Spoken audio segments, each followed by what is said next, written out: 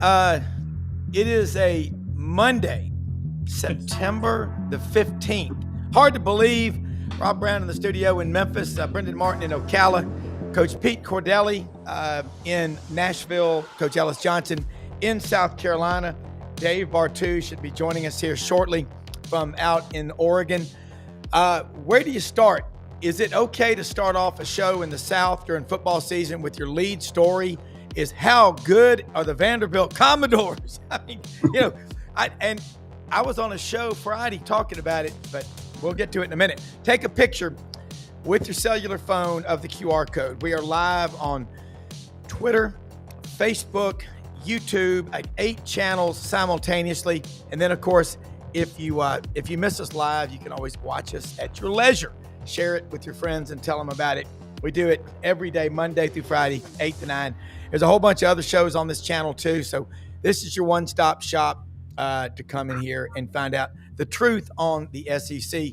We don't hold back, guys, but I was on a show Friday with our friend Jake Wimberly, The Drive down in Jackson, Mississippi at 5:15. So I gave my top 5 picks. I had Georgia Tech over Clemson. I had LSU over Florida. I had Georgia over Tennessee.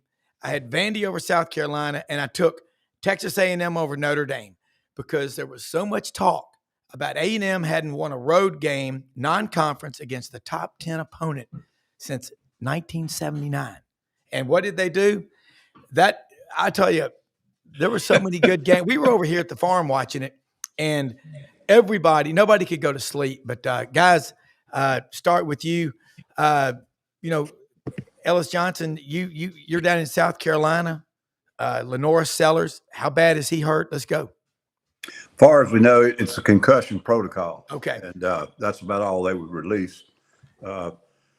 It's not, I started not to come on today, man. It's been rough over here. Last time it was this bad when Pete and them came through with Sherman and burned everybody's house and raped all the women. And not only did Clemson lose and South Carolina lost, my Citadel Bulldogs lost, my son at Murray State lost. I got cousins and family at Wofford, they lost. Well, we're going to have Brenden dim the lights here in a minute. Well, I was getting ready to take a jar of gummies before I went to bed. It was bad over here. But Furman won, and we don't like Furman because we went to the Citadel. So yeah, I don't know. I'll contribute as much as I can, but the Carolinas were not representative this past weekend at all. Okay. Yeah. Dave Bartoo said he will be on about 8:30. He's got an AD wants to talk to him about some coaching shuffling. So you can see it's already happening. Don't like that, but it's a lot different nowadays. If you lose your job and you've got a $20 or $30 million buyout, I'll be glad to help you manage that money. But anyway, I digress. Pete, damn it, I like Marcus Freeman a lot. And I really like Notre Dame. I mean, I'm Catholic. Dadgummit, man. They've lost. But look who they're playing. Miami's sitting at 4, and A&M's in the top 10 now. Michael Jordan, my friend, he knows you. You were at his football camp when he was a young kid. He's still got a picture of you. He goes, I love Pete Cordelli. Everybody does. They love Ellis Johnson. But dadgummit, we couldn't, Notre Dame did not get the win.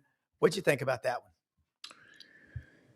It was going to be tough for A&M to go into South Bend and win it, especially with the way it started out with Notre Dame blocking the punt for a touchdown. Yeah. And then A&M's defense wasn't playing very well. In fact, Mike Elko threw a chair through a chalkboard at halftime. And it was just to pique their interest in playing a little bit harder. Wow. But then in the second half, Marcel Reed, he played here in Nashville at NBA. Yep. He was committed to Ole Miss. And then he flipped his commitment to A&M. He has gotten better throwing the football, but I will say this. The other thing that has made him better, those 2 wide receivers. The Concepcion kid coming from NC State and, the other kids. So, but there's an expectation at Notre Dame when you're not in a conference, every week that you play, you're playing for the national championship because you're putting yourself in a position as the year goes on to be right there at the end. Yeah. So to have them play in the national championship game last year. The expectations are this team's coming back, good offensive line, the defense. Well, they lose their coordinator, who goes to the Bengals, and they bring in Chris Ash, and there was some concern about that. I couldn't imagine how many receivers are running wide open in the second half. But all that being said, you're at home. A&M's gotten better under Mike Elko. Yeah. Mike Elko was at Notre Dame at one time as the defensive coordinator. Yep.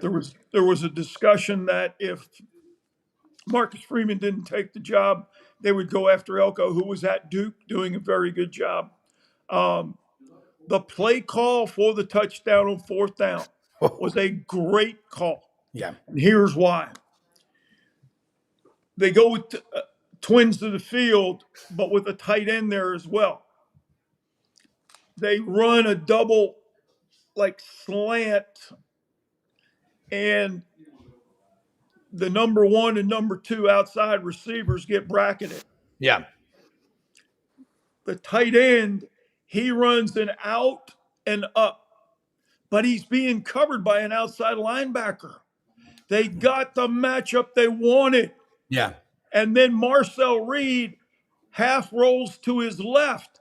And here's what I didn't understand. I had to run it back a few times. The defensive line, they slant to their left, and there's no edge player. Yeah. Because they were trying to bring a middle linebacker to scrape for contain. The guy had too much room to cover. Now, here's the other thing. Yeah. When you have that big tight end on the linebacker, and as he's going up, Reed puts the ball up, and the linebacker overruns the tight end, and the kid comes back and makes the catch. Great call, great play, great win. It was, and our intern Oakley McFerrin played at MBA, and Marcel Reed was his quarterback, and so we're going to try to get him on the show this summer. He's kind of busy. Coach Johnson, I love that breakdown. Can you do it for us, South Carolina and Vandy? I took Vandy because Dave Bartoo and y'all have really gotten into my head in a big way about quarterback snaps and starts. I think Diego Pavia has started more games than any active quarterback. And having two coaches like y'all, I mean, it's like asking Robert Plant for singing lessons and John Bonham for drum lessons. I mean, you can't get much better than that. So tell me, I don't know if it's a different game, Coach Johnson, with Lenora Sellers. How good is Vanderbilt? How good can they be in today's world with NIL being what it is? Vanderbilt knows who they are. And that's, some coaches have coached there and tried to run things that, just like everybody else runs, and you don't have the right personnel and you beat yourself. Yeah. They know who they are. And they got some good players, don't get me wrong. They got some kids in some key spots. And Jerry Kield and the other guy they brought from New Mexico, I mean, coming in with those guys, it was an immediate connection, bringing some of those key players with them. But they're really a confident football team now. And there are years where they would take the field and they didn't have confidence. They didn't think they could play with people. They just try hard and go down to Nashville and, enjoy the night. But I don't know what South Carolina is. I love his honesty. South Carolina, on the flip side, I don't know if they're trying to get Lenoris drafted or if they're trying to win games. He can't play football in the pocket at this point. And kind of to Dave Bartoo's point about snaps, he played in the high school. It was a good big 4A, 5A high school in South Carolina, but he didn't learn how to throw the football in the pocket and read coverages and all that. Know who's hot, know who's coming, knows when he's not protected. In 3 games, he's taken a safety, trying to do drop back pass in the end zone, had no clue he was getting ready to get sacked. He's thrown high a couple of times. He's made a beautiful strike to the big kid Harbor one time, but people forget that was a full backfield set with a play action on it and just heave it down there on the post. So they've got a dilemma, and that Mike Shula is a great teacher of quarterbacks. And if what their objective is to get Lenoris drafted, the first thing I would start with, Lenore's come back one more year, and we'll try to get you ready. Yeah. But I just cannot understand what they're trying to do. Now, the flip side, Vanderbilt won the game. I don't care if Lenore's got knocked out or not. Yeah. Offensively, like I said, they know who they are. They get a good extended drives, and they do it by getting good first down yardage. And they don't hardly ever get in these unmanageable 3rd and 13s and 3rd and 10s. Yeah. And I mean, it's fun to watch them because it's more like football was 30 years ago, where execution was important and not just throwing long ball every 5 plays. Yeah. So they're good. They're a good football team. What scares me for South Carolina, I look down their schedule. I don't know how many teams are left on their schedule other than Coastal Carolina that I would say is better. Is not better than Vanderbilt. Yeah. Well, Will Gunner covers South Carolina for us, 107.5 The Game in Columbia.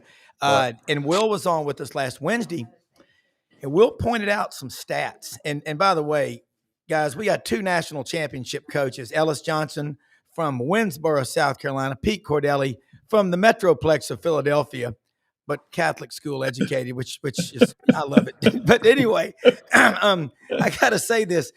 Will pointed out in the last 3 games, South Carolina against Clemson, and not counting the bowl game, the win over Virginia Tech and the win over South Carolina State, they only were averaging in those 3 games 17 offensive points. They had some special teams and defensive touchdowns in the South Carolina State game. They got 38.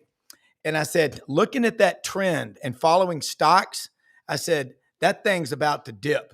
And so I took Vanderbilt on the snap count for Pavia, but it just, Pete, this coaching the quarterbacks, and we'll start going kind of rapid pace because I feel like a grandparents that have 16 grandchildren in the SEC. We're going to go all over them. And when Dave gets on, it's going to be really wild. It's going to be like having a fan blowing confetti.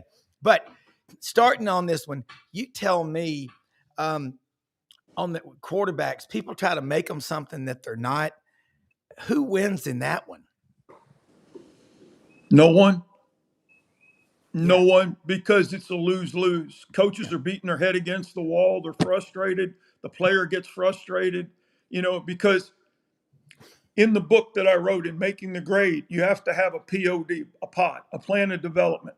But you have to know, and Ellis makes a great point about Lenore Sellers. Yeah.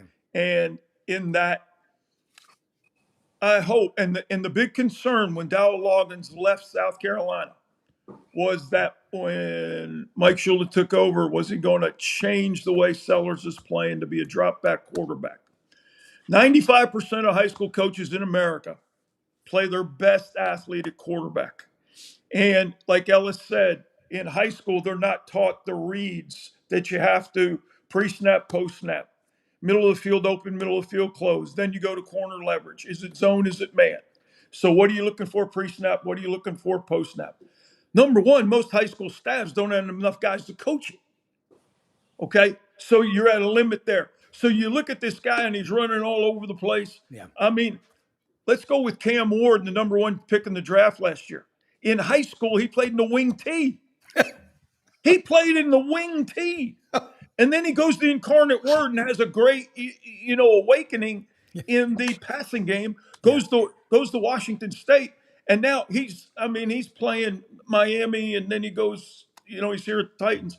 But here's my concern, especially about Florida. Lagway threw 5 interceptions. Yeah. 13 points for LSU. Yeah. Florida only scored 10. His turnovers outscored his own team. Wow. He allowed LSU to score 13 points, 2 field goals and a touchdown, the pick 6. Yeah. But my concern is Billy had Anthony Richardson for a year. And the big concern about Richardson was the stat we're talking about now with Dave Bartoo, number of snaps. But everybody said 6'4", 235, got a great arm talent. All of that is nice, but what about his decision making? Yeah. All right. What about getting rid of the ball on time? The internal clock we talk about with a quarterback feeling the pressure. Can you climb the pocket, make plays with your feet? Yeah. Now, you get Anthony Richardson. Now you got DJ Lagway, 6'4", 245. Yeah. But my goodness, you talk about the stare down the other night. And Blake Baker did a great job of bringing six-man pressure and then mixing it up with some zone coverage, Yeah. let alone he wasn't always cover zero man-to-man.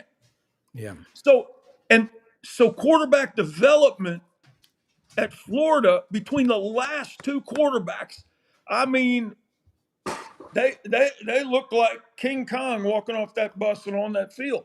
But once the ball snapped and it's in the heat of the moment, they get reduced to one-read guys. And it's like Ellis said, they're either making the long throw. Now, DJ can rip a dig in there. DJ can rip the outcut.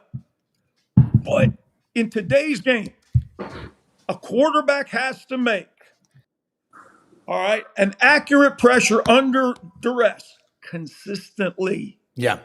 Not a one-time deal. We're not a one-trick pony here.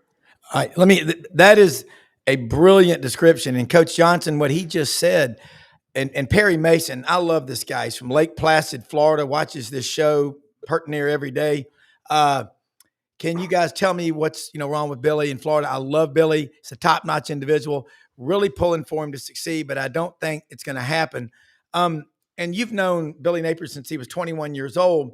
Sometimes it doesn't work out, but Pete just referenced Anthony Richardson and now DJ Lagway and their quarterback issues.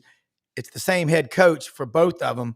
What's going on, and can you fix it going into the fourth game of the year? Well, it goes down, I guess, starts with recruiting. And Billy's a great recruiter. Yeah. And, they bring the guys in. They've got all kind of arm talent. And as Pete said, they really hadn't had enough snaps as a quarterback to play good third down football. When I say third down, there comes a time in major college football at the top level, you got to make about 6 critical plays on third down, and most of them are going to be from the pocket. Yeah. And if you can't do that, sooner or later somebody's going to get you.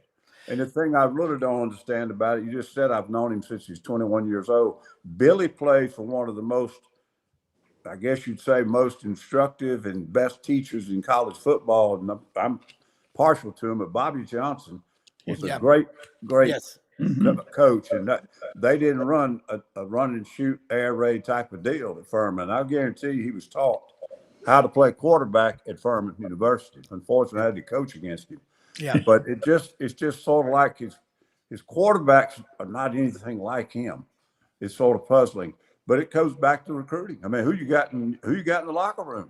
I think he's probably playing the best player, but maybe they got to do some different things, and try to take the ball out of his hands on those times where he was going to make a bad decision, if it's possible to predict. Yeah, and it's hard to predict. I mean, that's the thing. I got to ask you, Coach Johnson.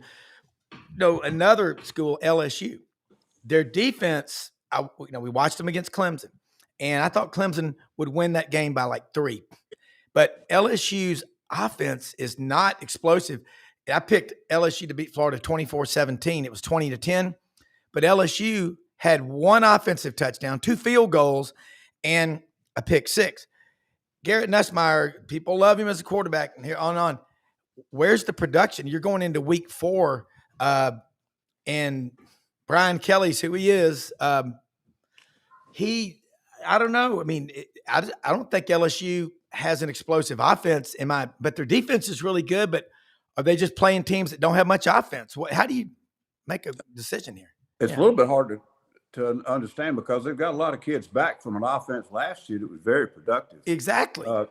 Garrett's the type of guy you got to protect him. He can't be his own protector and escape for a 30-yard run and make you quit running certain exotic coverages. Okay. So they're probably getting a lot of exotic stuff over there on third downs, and give Florida some credit on defense too. Yeah. Though. I mean, they came to play, and after that embarrassing loss at South Florida, I think they probably gave them about everything they could.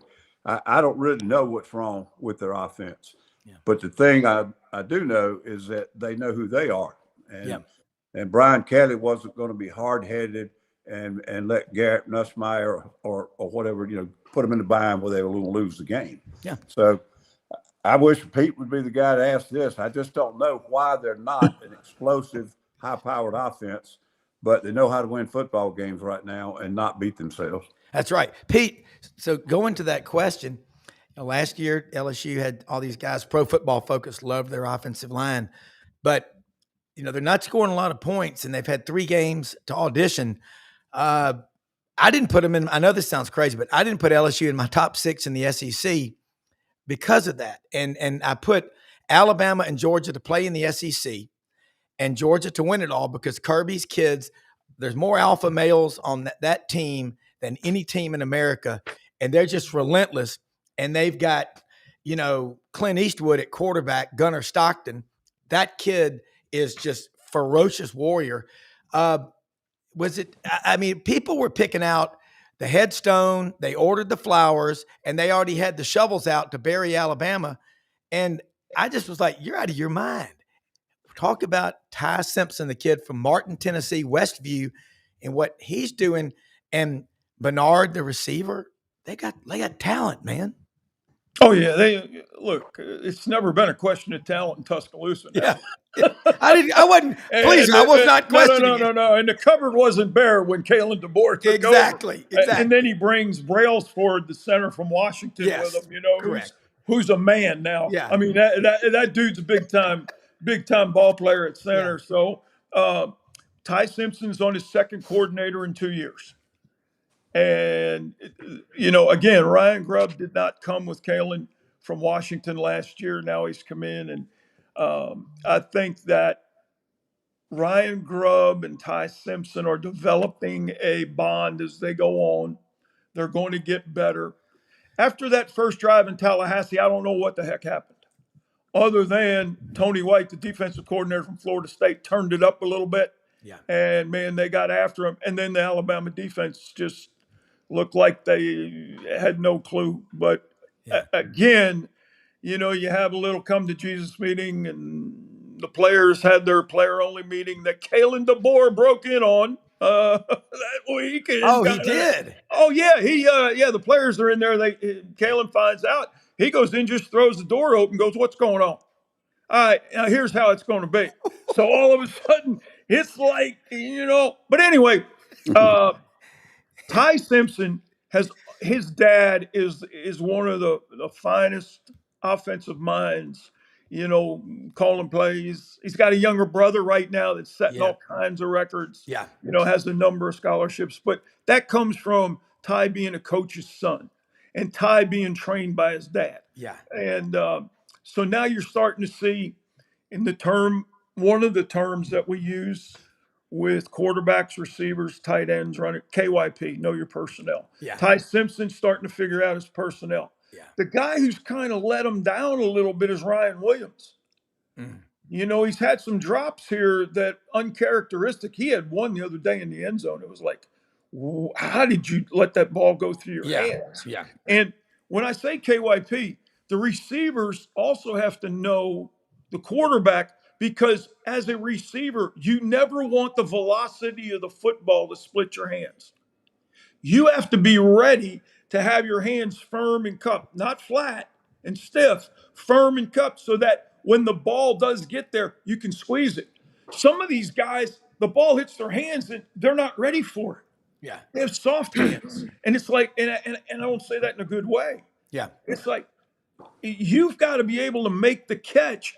And quarterbacks have to know when to zip it, when to put touch on it, when it's going over the shoulder, when it's going below the waist. Okay. One thing you teach quarterbacks, especially in the red zone, from the goal line to the 5 yards deep, you throw the ball from the waist down. So there's not an overthrow, you don't get the tip.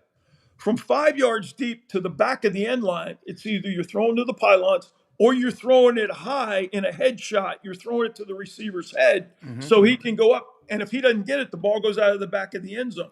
So you have to understand your areas to throw the football in. Okay. I think Ty Simpson is, with Ryan Grubb, yeah, this Alabama offense is going to get better as the season goes on. They got a week off. Yeah. Then they got Georgia, which, Right. man, it's going to be a That'll be great game. great. Yeah. But I truly believe Ty Simpson's best football is still ahead of him. I do too. And by the way, several friends of mine, John West, one of them, saw at the MUS David Lipscomb game over at Hull Dobbs Field. It was they gave him a decent burial, but he saw King Dunlap, former Brentwood Academy player from Auburn who played in the NFL a long time, and Mark Para, my friend, who played at MUS and started at Auburn and for several years. So I think you're involved with Lipscomb some. Are you working out there some? Yeah. It's pretty obvious. King does a good job with that offensive line. You know, King went to Brentwood High School here. Yeah, 6'9". I mean, and then he played for the Chargers for years. Yeah. But watching him coach that offensive line, I mean, he does a really good job. And they ended up losing a left guard Friday night against MUS to an ankle, and King had to take a defensive lineman during the game and kind of teach him up a little bit and put him in, and they still had success. King Dunlap's doing a really good job over at Lipscomb. Yeah, he is. And Coach Johnson, you know what's cool? You have coached 45 years. Pete, a lot too. I mean, we got 80 plus years of coaching experience right here. 2 national championship coaches, folks. Ellis got his at Alabama and came close at Auburn. Pete got his at Notre Dame with Lou Holtz. Damn. I mean, nobody else in the country's got this. This is awesome. And we got the best executive producer in the world, Brenden Martin. Coach Johnson, I want to ask you now about another interesting one. Texas, their defense is really good.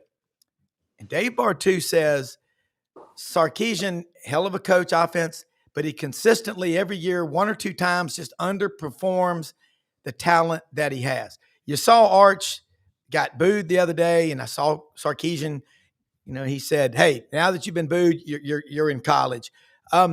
What's going on at Texas? I never bought into they're the next Alabama, because we all know Alabama, we know Texas. Austin's a weird place with a lot of distractions. It's fun and all that, but in Tuscaloosa, everywhere you go, football is king, and it matters. Yeah, not too much McConaughey and not enough Bevo. Too much McConaughey and not enough Bevo. That's a bumper got a sticker. lot of cowboy hats and not many cowboys. But I love it. It's San Jose of Texas, I guess. But I don't know. It's just Arch is really struggling. I thought the first game, I said, this is sort of an anomaly. He's going to explode and start really taking over and running this football team. But he's struggling. He really is. And I guess I'd go back to, we've talked about it now 3 or 4 times, what Dave Bartoo said about numbers of snaps. It's starting to really sink in with me. There's too many examples of it. Pete was talking about Lagway a while ago. Not only has he not played a lot of football in games, he hasn't practiced a lot because he stays hurt. Conditioning and whatever else, or just bad luck. But I just think it's a young quarterback. Hadn't yet kind of figured out the game, I guess. Why he's not producing a little bit better because of all the good talent around him, though, that part I don't understand. Yeah. Pete could probably speak better to that. Yeah. But I agree. I mean, I don't think right now they're a top 10 team. No. And I think going along with Coach Johnson, those 2 tackles they lost last year were pretty good players. I mean, both of them went to the NFL. So now you're not only replacing, your 2 edge guys on that offensive line, but you have a new quarterback. Arch went 10 straight incompletions last on Saturday. Yeah. Exactly. And that's when the fans started booing him. And, for those people that all summer long said he's going to be the best college quarterback ever, stop trying to be Mr. Clickbait down there in wherever you are. Lampasas. Wherever he is located. But the other thing I've noticed about Texas, Coach, that offensive line, they're playing face mask to face mask and a lot of belly bumping. There's nobody coming off working low to high. And, he's surrounded by good players. But right now, I see a guy not playing with much confidence. And at some point, you got to be like a pro golfer next shot. let the bad one, if when Bill Belichick was at the Patriots, he went out and played in the Pro-Am at Pebble Beach. And the pro he played with, he said, look, I haven't swung a golf club in 10 months. The guy said, no problem. So they're hitting balls. And Belichick said, how do you let go of the bad shot? He said, I got 2 kids and a wife at home. If I want to get paid, I gotta focus on the next shot. He said, Coach, I'm sure you tell your guys next play. Let it go. And Belichick brought that guy up to OTAs all the time. And those players to get that understanding. I think the best thing Texas can do, bring Scotty Scheffler in and talk to Arch about letting go. Here's how I've won so many tournaments. And you know what? Hearing it from someone else may make something click. The Manning family, the Eli Payton, the whole deal. Let somebody on the outside come in and talk to him. Yeah, and that's one of the things I heard Charles Barkley say in an interview one time about his golf swing. People giving him a lot of trouble. He said everywhere he goes, somebody different wants to give him coaching advice. So I like this question, Coach Johnson, from one of the viewers. It's about NIL. He said, with NIL, and I'll add a little color to it, kids pulling up in a Lamborghini to practice when they're 18 and 19. I can't begin to tell you what happened when I got a new car in high school at Christian Brothers High School. I was like, what'd you get that for? Your grades? I don't think so. I'll never forget that. Look who it is from the wilds of Oregon. Only one man puts together numbers and data and matrix and puts it in the vernacular like the Pope giving Sunday Mass. Dave Bartoo, we've been talking about you. I said, Dave, you're winning because I went on that show Friday and I hit 4 out of 5. I missed Arkansas. They fumbled away at the end, but hell of a game. But I also thought Austin Simmons would be the quarterback. But Dave, the quarterback snaps, the commentary that I've heard, I will say this, every week that Ellis Johnson and Pete Cordelli are on here together, it just keeps getting better. Dave, all the games you watched over the weekend, and you don't even have to watch them. You're a numbers guy. You're right. Your thoughts on college football. And by the way, guys, the lights out gummies work. I got 8.5 hours of sleep last night and woke up with no sleep hangover. Lights out gummies work. But I digress. Yeah. No, okay. Full disclosure. Okay. I lived up to my promise, Rob. I said I'd come on here and talk football and not turn the TV on all week. Yeah. My TV hasn't been on in 4 days. So smart man. But that being said, a couple of things about the SEC crossed my mind. Okay. Number one, we've been talking about how it's an offensive conference. There were some pretty offensive things this weekend, but there was a lot of points put up. There wasn't a whole lot of defense being played. I know everybody's jumping on Florida, but there doesn't seem to be a lot of good teams in the SEC right now. Mm-hmm. Georgia's, the most disappointed man in the SEC might actually be Kirby Smart. How'd that guy go to sleep after giving up 41? I have no idea. That's got to drive him absolutely crazy. Arkansas at Ole Miss, good football game, tons of points, no defense. Yeah. Right? South Carolina got nothing. Right? Florida got nothing. LSU, I know they're undefeated, but that offense, it's got nothing. Right? So to me, right now, okay, if we had a committee here and we're going, okay, after 3 weeks, who's your SEC title game? I'm going Bama, Oklahoma. Yeah, I picked Bama and Georgia, with Georgia to win it, but OU was in my top 6, but I never put LSU in my top 6 because I was like, I don't see the offense. So Pete, Ellis, chime in here. Wait, but there's a question here. I want to address this about paying the players after the result. Believe me, I've been in the commission business for 34 years. We eat what we kill. If we don't sell anything, everyone I know in the business knows you can get a buckshot, 0.00. Ellis Johnson, you heard him talking about the lack of defense in the league. And you've coached in Gene Stallings' style at Alabama with Brother Oliver. I mean, you have coached with and learned from the best. That's why you're one of the best. Talk about how this league, Kirby walked off the field. Didn't he say something like Tennessee should have won that game. I think he was in shock. Yeah, the offense is a lot of them. It's overhyped quarterbacks coming into the season. The number of snaps that Dave brings up. A lot of these people, these media people, they don't listen. They don't look. They just, hey, this guy's got all the accolades, and they start pumping them up.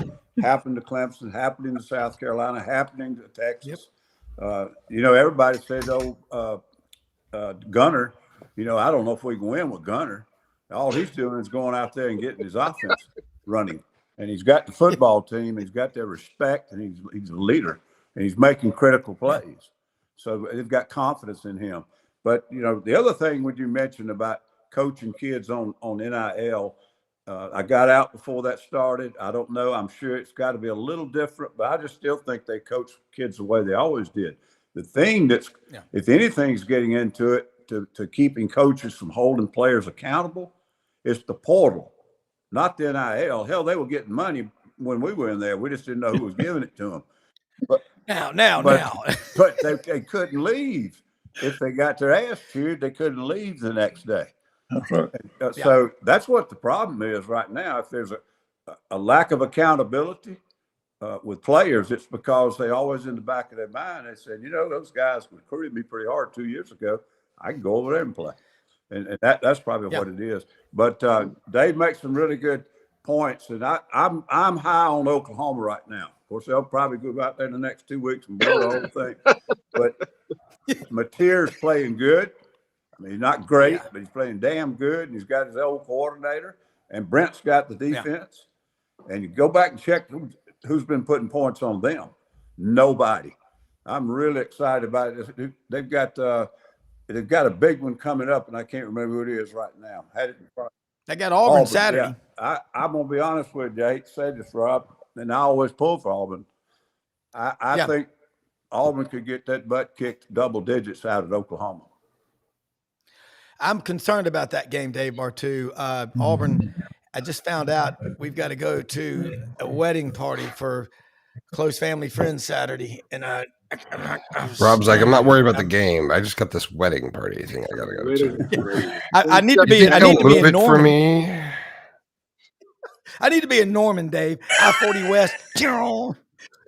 We'll see what happens on that. Dave Bartoo, you heard what Coach Johnson just said about Oklahoma. Yeah. John Mateer, he's got a lot of – how many starts? He started 13 last year at Washington State, and then he's got what he's done this year. Jackson Arnold started 12, 13, 14 games now, something like that. What do you think happens?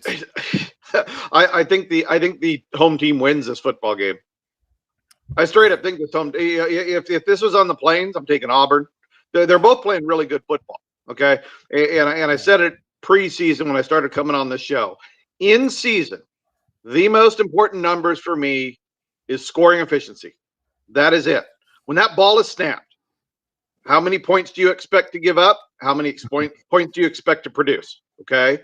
And the best teams can do both really good. Leaders in combined team scoring efficiency right now, Alabama's up there, Oklahoma's up there, and I'm glad you brought up Auburn because Auburn is off to a really hot start. They were under the radar coming in. They're kind of like that. It's almost like that tweener brand that is a top 15 recruiter, but just not quite Georgia, Alabama, LSU, Oklahoma, Texas. But I know I said right now I'll take Alabama, Oklahoma. I think the winner of Oklahoma, Auburn, man, that might be that might be a SEC championship level team because both of them offensively and defensively are playing great football, pretty equal talents, pretty even coaching staffs. I think it just comes down to where the game is, and I just got to take the Sooners in that one. Yeah. Pete? If I was in the middle of Oregon with no cell phone and no electricity, my TV would be off for 4 days too with my elk hunting or deer hunting. Both. I commend you, Mr. Bartoo. The other thing I've got to ask you is, Virginia Tech fired their coach, and they're going to select the new one by committee. Are you on the committee? We do not talk about work on this show. That is not a no, Yeah, but no. okay, I like it. All right, I'll leave it at that. I wouldn't sit on a committee. I wouldn't sit on a committee. I would be my job in coaching searches and staff building. I always thought it was going to be finding a guy, right? Finding the diamonds in the rough, and it really doesn't work that way. Every once in a while, I'll get a head coach that goes, Dave, I got this budget. I'm going to bind last guy. Find me somebody with a high ceiling that is going to cost me a lot of money. But most of the time, my work is not finding a winner, is keeping them from making a bad decision. Mm-hmm. Don't hire that guy, right? It's like, hey, Dave, here's our pool of 10 guys. Awesome. See these 5 guys right here? Yeah. Do not even call them. Right? Just you're like a quarterback. Don't make a bad decision. Right. protect the program. It's a filter. Yeah. I always thought it was going to be a find filter to find the winners. No, it's a filter to avoid the losers. Is really what it is. And so, but it's not a surprise. With Brett Pry, 3 years ago, he started out. I have a little basic system that I call Coach Effect. Kind of holds the coach liable for the results of the schedule and the talent. Brett Pry and Sonny Cumbie 3 years ago, at the end of their first year, were on a list that I call Dead Man Walking. It was so bad their first year that it indicates they will not make it to year 4. In fact, in the last 20 years, there's only 2 guys that have escaped Dead Man Walking, Sonny Dykes at Cal and Luke Fickell at Cincinnati. Everybody else, when you're bad, you stay bad. So it's not a surprise. But wow, Virginia Tech is they're still struggling since Frank Beamer left. No doubt about it. But, getting back Auburn and Oklahoma, man, I can't wait to watch it. Here's the thing I'm really impressed with this year in the league. Clark Lee is back to calling the defense at Vanderbilt. They're playing pretty good defense. Brent Venables is back to calling defense at Oklahoma. They're really good on defense. Josh Heupel's always called the offense. He knows how to scheme things up and get things done. Kalen DeBoer, even though they say Ryan Grubb's calling the offense, I think Kalen has something to do with it. I think the more that head coaches are involved, except with Billy at Florida. I just Ellis Johnson, you don't know what you're getting, and I think it goes back to Ellis's point. It's about recruiting. And then once you get a guy in there and you figure out, man, we can't do all this stuff that I had planned because my guy can't execute it.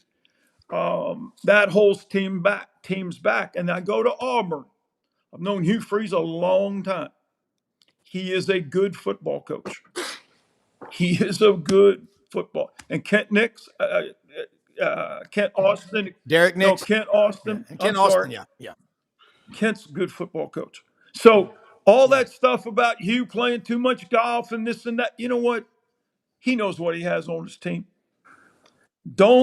And Dave, going back to your point about snaps, don't confuse inactivity with achievement.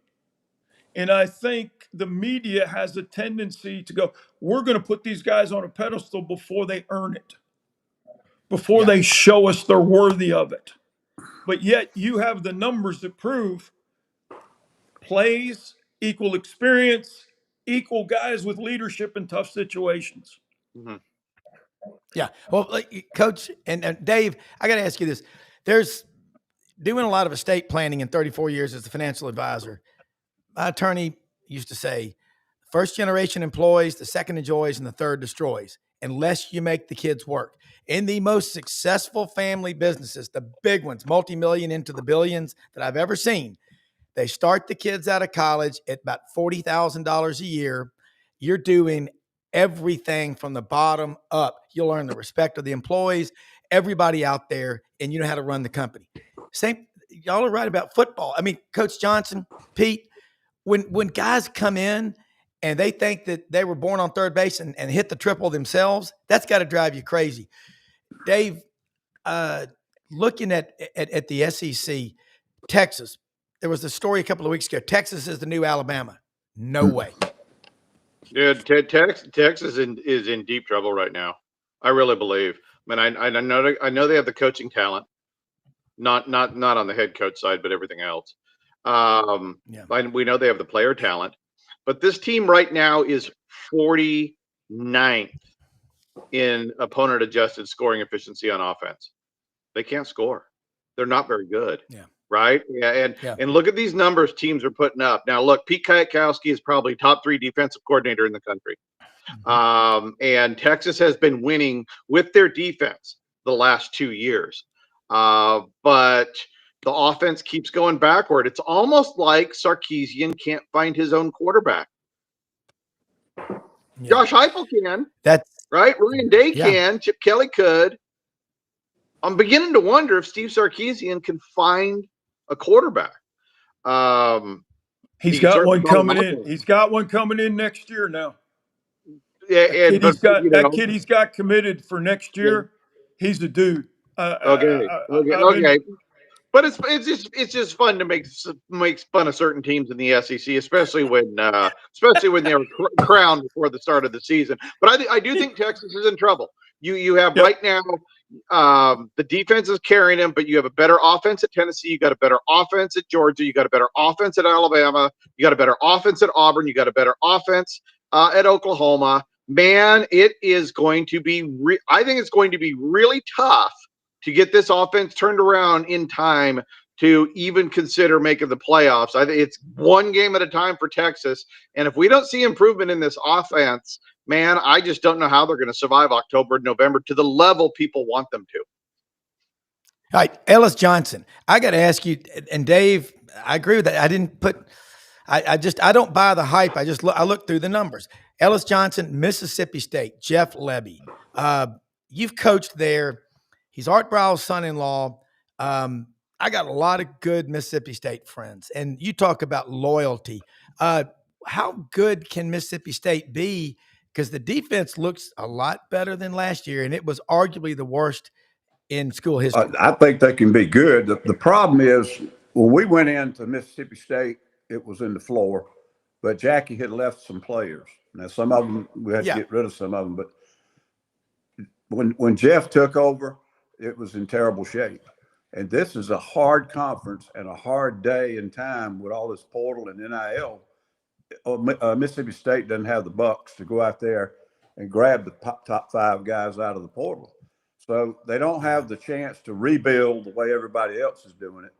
And trying to rebuild when you're fighting the SEC through high school recruiting is hard. And hopefully they'll be patient with him because I think I see some bright spots too.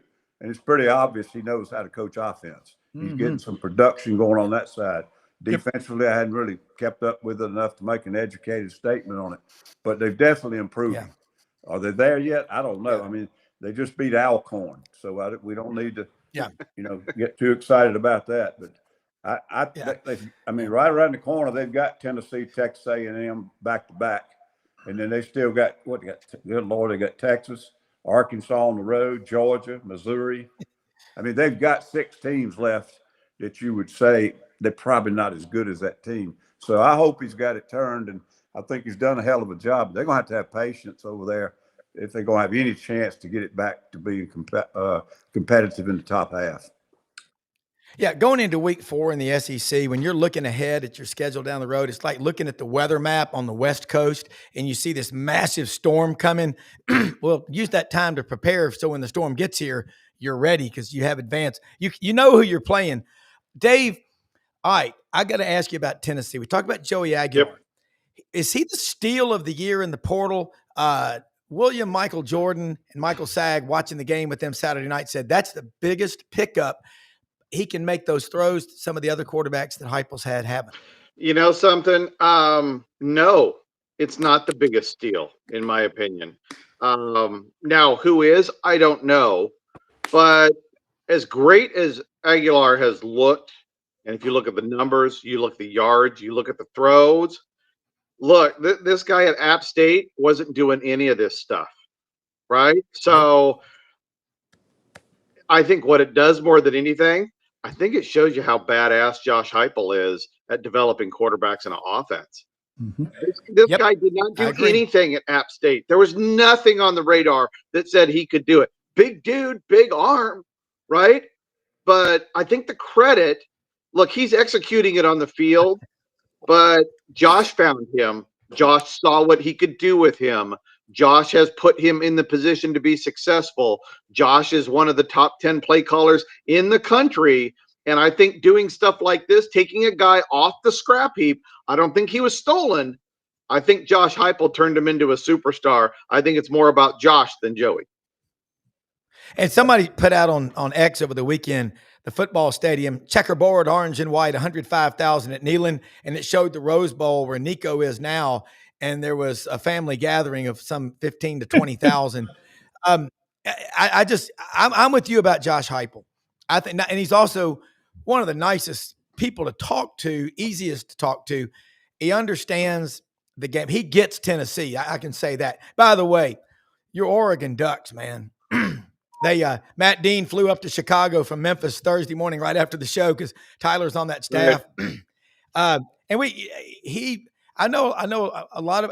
I'm just saying Dan Lanning is just a cool guy. He's from like Olathe, Kansas, whatever. Pete, do any of y'all know Dan Lanning? No. Yeah. Yeah. He coached at Memphis. Look at all the great coaches, by the way, that have coached in Memphis. Mac Browne was here last Monday for the Touchdown Club.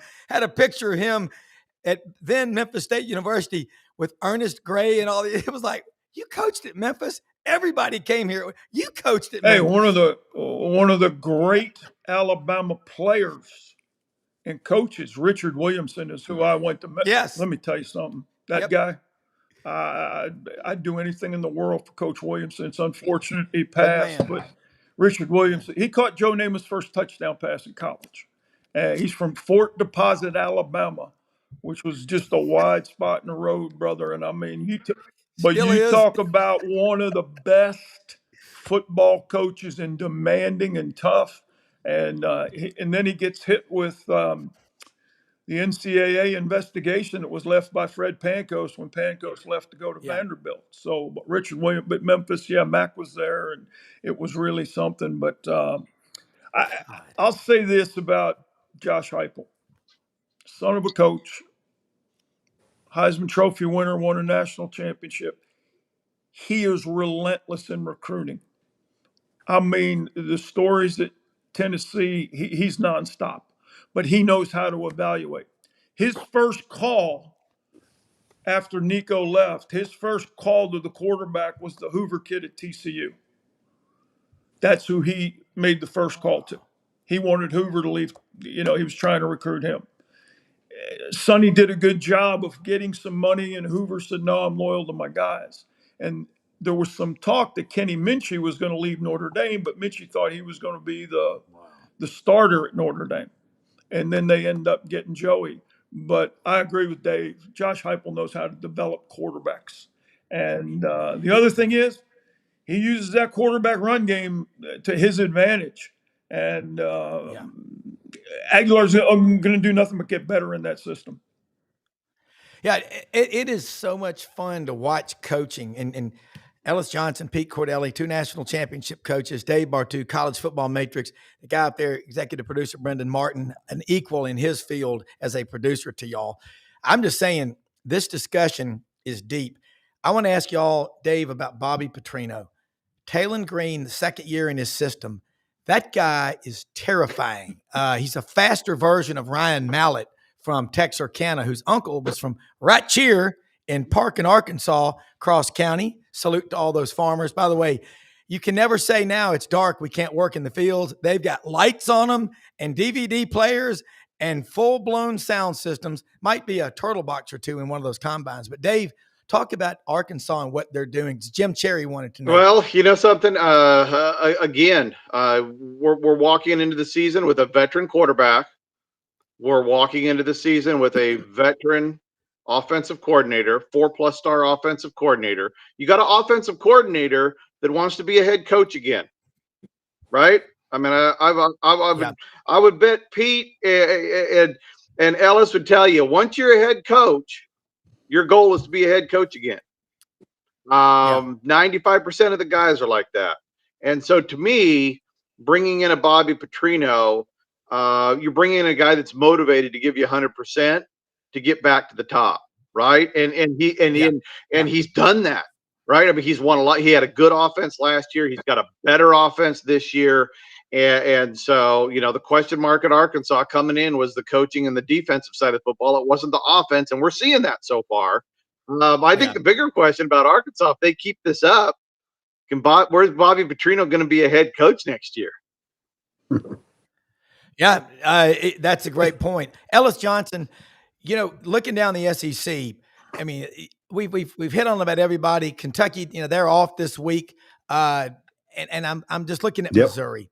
Coach Johnson, Eli Drinkwitz. I love this guy because he always comes and talks to me at media days. He's just, he wears a blue and white seersucker suit. He's got 4 daughters, his wife at home, so he can't wait to get to work every day. I'm sure he loves those daughters, and I've got 2 of each. But there's something about Drinkwitz that just makes you think he's really a smart football IQ guy. Yeah, and I'll tell you what, I think he's a great teacher of quarterbacks. Mm-hmm. Now, I think he's in the short time he's been there, maybe 3-4 years, and he's had 3 different guys at least. And the kid this year is really played extremely well for him. I think they're going to embarrass South Carolina out there this weekend. I'm afraid, and I hope not. Ugh. But whether Sellers plays or not, and they're playing good defense. They play hard, and it's not a one-sided deal. But I tell you, his quarterbacks, each time they bring another body in there, the production still stays up high. And maybe if he'd had Aguilar when he was at 1 year, hell, he might have been better. But Dave makes a great point about that. The kid was pretty average at Appalachian, and I love this story. It goes back out toward home to UCLA, and everything gets turned upside down with Imaliva, and then he comes all the way back to the East Coast, right across the mountains in Tennessee, and everybody's like, this is going to be an absolute abortion. And that sucker is he's leading that football team. You can kind of see he's feeling his way, but he's got Josh Heupel, to teach him. And I just love that story. Yeah. I just love it because of the NIL stuff and the portal stuff and all of it. I'm so glad it turned out the way it did. Yeah, and I'm with David Baker here. Arkansas has got to go through Memphis this weekend. Go Tigers! That's going to be a hell of a game. I mean, and you've got Ryan Silverfield. What's he got? 70 new players on the team. We've had him on the show before. Fred Smith's legacy. We lost the greatest Memphian ever. Elvis was from Tupelo, so I have to clarify that. But guys, unbelievable show. If we were in a court trial, may it be fair to say I rest my case. Ellis, Pete Cordelli, Dave Bartoo, we are so blessed. Thank you more than you know. We'll do it again next week. And we'll say something about our sponsors. But guys, thank you so much. To talk to you after the show. That was an unbelievable. Guys, get out all of our sponsors. Like Landers Ford, open 7 a.m. to 7 p.m. Monday through Saturday. As for Brad Bellamy, the general manager, they'll walk you through the whole process. And look, those lights out gummies, you know how to order those. Hewlett and Dunn on the historic square, Collierville, Tennessee. Boxes coming in every single day. Filson, Barber, STS, the luggage, over 7,000 pairs of men's and women's cowboy boots. Go to hewlettandunn.com. J.M. Huffman, Charles Hall, Laura, Raven, Squidward, Lydia, they'll take care of you. And Rumble Boxing, how you fight's how you live. Hey, most often we see the face of Christ in the least among us. Find excuses to win. Go out and help other people. Make this the greatest day. We are living in the greatest country in the history of the world, and we'll see you tomorrow.